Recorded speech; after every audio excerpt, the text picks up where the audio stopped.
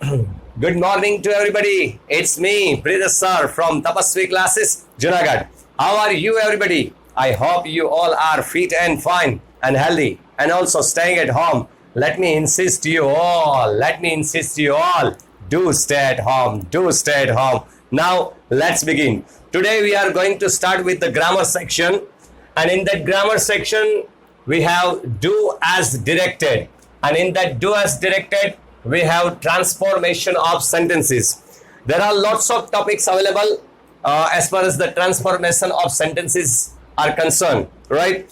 So first topic which we are going to start is active voice and passive voice, and in that interchange of the voice as well, from active into passive and from passive into active.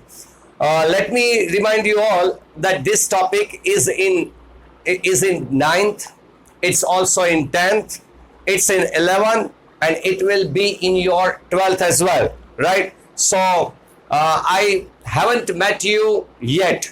We haven't met all together, right? So I don't know you all, and you also don't know me as well, because we haven't met yet. So I want to start this topic right from the base onwards, right from the base, right from the beginning. Right from active voice into passive voice. Now, first of all, what is active voice? Which sentences are called active voice? So, active voice is the sentence in which where the subject is more important than object. That is called active voice. And in passive voice, object is more important than subject. In other words, we can say that in active voice, the sentence, and in that sentence the verb shows that the action or the verb has been done by the subject. And in other words, we can say the passive voice is a sentence in which and where the verb shows that something has been done to the subject. Now let me clear to you before we start and before we begin that in active voice into passive, or from passive into active, from interchange of the sentence of these voices, we should not change the tense of the sentence. Mind this. This is the most important thing in change the voice. We should not change the tense of the sentence. And also, by doing this, by doing not to change the tense of the sentence, we do need to confirm as well that we should not change the meaning of the sentence as well, right? So do not change the tense and do not change the meaning of the sentence as well. Now let's begin. There are 8 tenses of which you can make the passive, and there are 4 tenses of which you cannot make the passive. It is not possible to make the passive of 4 tenses. Which are they? Just recall. You have got in your 9th, you have got in your 10th as well. So recall all those tenses of which you cannot make the passive. In present tense, we have got 4 tenses available: simple present, present continuous, present perfect tense, and present perfect continuous tense, right? So it is not possible to make passive voice of present perfect continuous tense. Just like the same as the present tense, in the past tense, it is not possible to make the passive of past perfect continuous tense. The same as in the present and the past, in future perfect continuous tense as well. We can't make the passive. So just like these 3, we can't make the passive of future continuous tense as well. So 4 tenses in which it is not possible to make the passive. Why we can't make the passive of these 4? I will explain to you in later part, right? So which are the 8 tenses in that the passive voice can be possible? So 1, simple present tense, present continuous tense, present perfect tense. In present, there are 3 tenses. In past, the same: simple past tense, past continuous tense, past perfect tense. And in future, there are 2 tenses: simple future tense and future perfect tense, right? So these are the 8 tenses of which you can make the passive voice. Now start with the simple present tense, and in that there are 2 structures. One is active voice. Active voice, again I would like to tell you, active voice is a sentence which begins with the subject, where the subject is more important rather than anything else, rather than object, right? And in the passive voice, object is more important rather than subject, right? So what is the structure of active voice of simple present tense? Let me explain to you. First of all, simple present tense starts with the subject, that is called doer, right? Verb, the root form of the verb comes in simple present tense, maybe either with added s or es. When to add s or es in the root form of the verb in simple present tense? I think you all know that when the subject is third person singular, that's called he, she or it, then in the verb form, then in the root form of the verb, it can be added with the s, either s or es, right? Other than that, you only the root form of the verb comes. And now the most important thing is to make the passive voice is to find the object. That is the most important thing, because in active voice, if you find the subject, if you find the verb, and if you find the object, then what you have to do to make the passive of that sentence is to put that object, take that object in the place of subject, and put that subject and turns into the object in the place of object. So first of all, we do require to find the object. Now the question is, how can we find the object? How can we find the object? That is the most important question, right? So let me tell you, we can find the object to ask 2 questions to the verb, to the root form of the verb in the sentences. First question is to find the object. Let me tell you, to find the object, in the sentence, all right? To find the object in the sentence, we do need to ask the verb 2 questions. First, what? When we ask the question to the verb what, we can get the direct object, right? And when we ask, and if there isn't any direct object available, maybe it happens that by asking what, we can't get the object, right? We can't get the object. So if we can't get the object by asking what, then it may happen that we can get the object from asking whom. The another question is whom. So with whom we can get indirect object. So there are 2 objects. One is direct object and another is indirect object. And sometimes it may happen that we can get both the objects in the sentence as well. So we can get either one object, that is called direct object, by asking what. We can get indirect object by asking whom, to the action, to the verb, right? And maybe sometimes it can happen then we can that we can get 2 objects. One is a direct and another is an indirect object, right? So what will we have to do for that? We will learn later part. So that is called the object. And by asking to the verb any other questions, just like where and when and how and why, and whatever we get the answer, it's called other words, right? So this is the sentence structure of active voice. Now let's begin the structure of passive voice. What we need to do is to, by finding an object, tag this object in the place of a subject.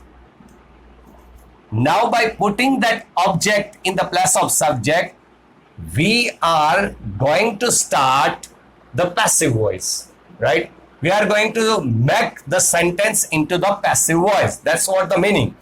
Now, to make the passive voice of any sentence, we do require another thing.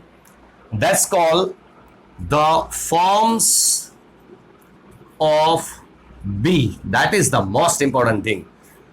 We can't make any sentence without the forms of be. There are 8 forms of be. There are 8 forms of be, and without adding the forms of be, out of any, we can't make the passive of the sentence, of any tense, right? So which are the forms, which are the 8 forms of be? Now we have to know which are the 8 forms of be. Let me explain to you. Starting with is, am, are, was, were, then those who are hearing me, those who are listening to this lecture, may be going ahead of me by telling have, has, had. No, this have, has and had are not the forms of be. Mind this. To make the passive, be, being, and been. Now let me clear to you. For simple present tense, we have to use is, am, or are to make the passive. For simple past tense, we have to use was or were. For simple future tense and for those sentences in which modal auxiliaries are used, right? In those sentences, we have to use be form to make the passive. For those 2 continuous tense, one is present continuous tense and other is past continuous tense, right? To make the passive of present continuous tense and the past continuous tense, we do require to use being a. And those perfect tense, present perfect tense, past perfect tense and future perfect tense, to make the passive of perfect tense, of any of the perfect tense, we do need to put be now, right? So here what we need to put is or am or are, because it's a simple present tense. So be form we do need to put here is, am, or are. Then another thing is most time P is, without making past participle of a verb, we can't make the passive voice. So verb 3, that is called the past participle, we require, right? So with this, I should say with this past participle, that is called verb 3, right? So if you find with this be form past participle, then you come to know that the sentence is in passive voice. If you find is, am, are and with the past participle, just like broken, broken is the past participle of break, right? Just like written is the past participle of write. So if you find in a sentence is, am, are plus past participle, then you come to know that this sentence is passive voice. If you find was or were with the past participle, then you come to know that this sentence is in passive voice, right? Just like the same way. Now, when you put subject in the place of object, you do need to add by, right? And subject in the place of object. Now, recall, in the subject place, if there are pronouns, now we do need to do the objective pronoun instead of subjective pronoun. For take an example, if we have in the place of subject I, then what we have to do? Me, right? So in the place of subject, if we have I, then here what we have to do is to by me, right?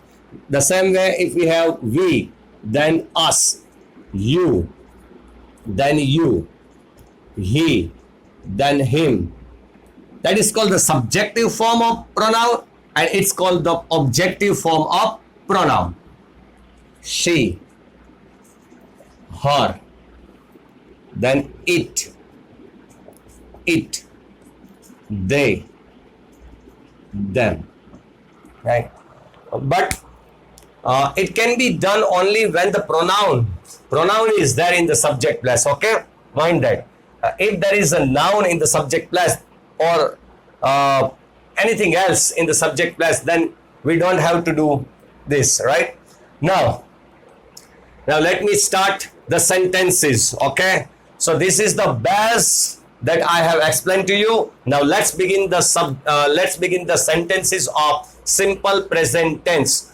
We have to find first object. And how we can find the object in a sentence? By asking two questions, one from what and another from whom. Whatever be the object, either direct or indirect, doesn't matter, right?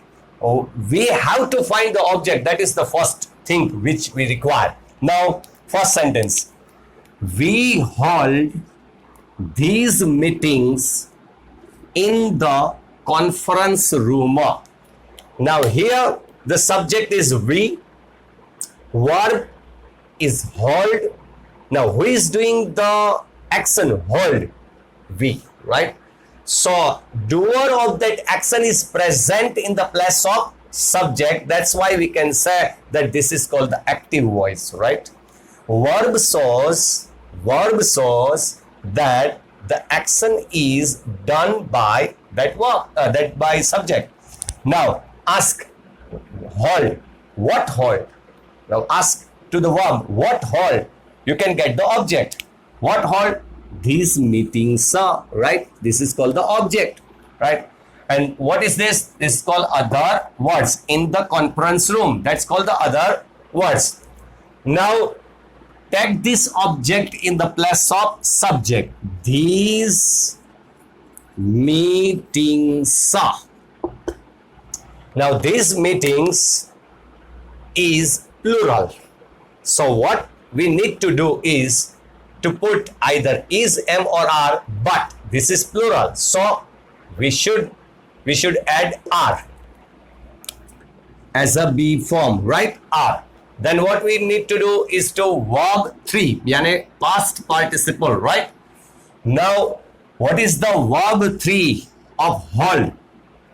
Recall, hold, past tense of the hold is held, and past participle of hold is also held. So here comes held, right? Then to put subject in the place of object by adding by. Here subject is we. So here comes by or so. Then other words, in the conference room.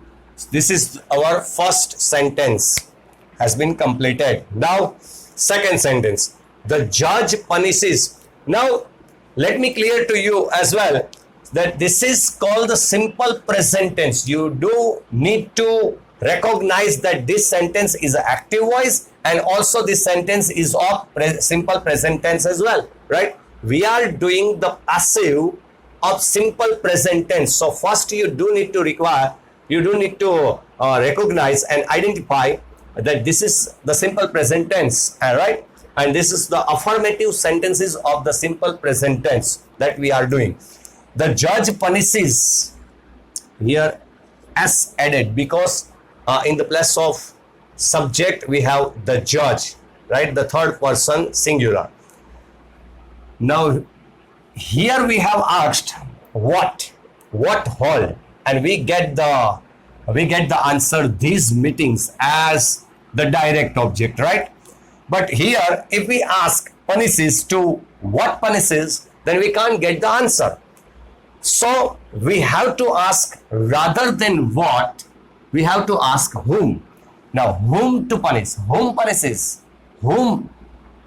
We have got the answer, the guilty, right? So with the what we can get direct object, and with whom we can get indirect object. This is called the indirect object. Now put that object in the place of subject. So I write here the guilty. Now students make mistakes here. Now object we have found. We have put that object in the place of subject as well. Now what we have to do is to recognize this word, whether it's a singular or a plural. Just like we did here, these meetings, we identified that this word is in plural, right? Meetings. That's why we put R as a B form, right? So here also we do need to recognize that the word actually suggests singular or a plural. Those who are listening to me, maybe they feel that this word is a singular, because here, just like in meeting, we have added S to make the plural, but here there isn't any S or ES to make the plural, right? So those who are listening to me, they think that this is just a singular word, but not. Actually, the guilty, that means that those who are guilty, everybody is included. Everybody is included in that word. Everybody, those who are guilty, is included in that word. If we have the poor here, so those who are poor is included in the poor. If I say the blind, those who are blind is included in the blind, right? The needy, those who are needy is included in the needy. Mind this, right? Mind this. So the guilty, that means those who are guilty, right? Just not a one person. Actually, those who are guilty are included in the guilty. So we need to put the B form are, not is. Then what we need to do then after verb 3, that is called past participle. Here past participle of punish is punished, right? The judge, subject comes in the place of object, by the judge, full stop, right? Now comes the third sentence. Renu makes paintings regularly. Now subject is Renu, makes is the action verb. Ask here either of the two questions. First we should ask what make. Here we can get the answer, paintings are. Now this is called the object, direct object. Painting comes in the place of subject. So here I write it down, paintings are. Now this word suggests it's a plural, right? So what we need to put as far as the B form is concerned, are, right? Now make the past participle of make. Make, made, past tense, and third form of make is made. Then comes here subject into object plus by Renu and other words as it is. Now last sentence of today's lecture, right? This is the base. I have started with the base right from the beginning of this change the voice, okay? Ram sir teaches us maths. Ram sir teaches us maths. Ram sir is the subject, teaches is the action verb, right? Ask to the verb, what teaches? We get the direct object, maths. But here we can get the object from whom as well. We have the indirect object as well. Ask whom teaches us. So there are two objects available. One is direct object and another is indirect object, right? So we can make passive from both the objects. Mind this. Now first we will make passive of direct object. That's called maths. Now here comes maths in the place of subject Ram sir, right? With the maths, put B form is to make the past participle of teach, taught, and taught. So taught, right? So this is not the other words. Actually, this is object, right? So remember one thing, to make the make the passive of direct object and leave the indirect object. Now, by doing this, we have to put to the indirect object. Mind this. To asa. Then comes by Ram Sara. Mind this. If we start with the direct object and leave the indirect object here as it is, then we have to put to indirect object. Mind this, okay? Then we will make the passive of this indirect object. Indirect object comes in the place of subject. So us transfer into we, pronoun change, right? We. With we have to use be form are. Teach, transfer, past participle, taught. Now we make the passive with indirect object and leave the direct object, right? With the direct object, we should not put to. Mind this. Only with the indirect object that has been left, okay? Here comes maths and by Ram Sara, okay? So today, take a screenshot and write it down in your fair book, okay? With the heading do as directed, transformation of the sentences, and in that first point, active voice and passive voice, and you can write it down here as well because we will learn in later part interchange as well, okay? So you can write it down interchange as well, and in that the first tense is simple present tense, okay? Write it down very neatly, right? So this is our first grammar lecture, okay? Have a nice day. Goodbye. Aujo. Tada.